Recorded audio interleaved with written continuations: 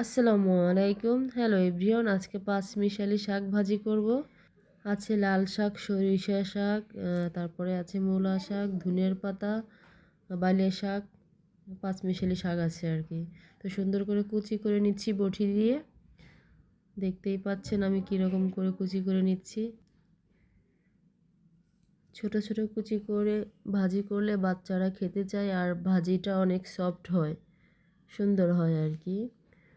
তো এই জন্য আমি ছোট ছোট করে কুচি করে নিয়েছি।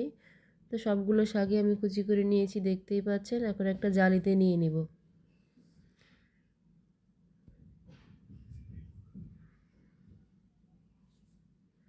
শাকগুলো অনেক সফট ছিল।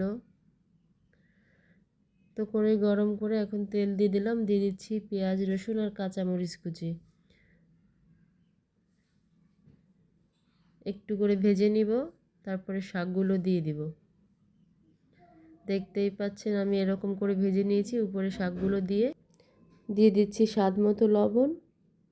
এখন একটা ঢাকনা দিয়ে ঢেকে দিচ্ছি। দেখেন কতটা সফটভাবে সিদ্ধ হয়ে গেছে। একটু নাড়াচাড়া করে পানিটা টানিয়ে নিলেই ভাজা শেষ হয়ে যাবে। তো আমার ভাজিটা হয়ে গেছে, দেখতেই পাচ্ছেন। তো রান্না শেষ, এখন নামিয়ে নিব। ভিডিওটি ভালো লাগলে আমার চ্যানেলটিকে সাবস্ক্রাইব করবেন। সবাইকে ধন্যবাদ।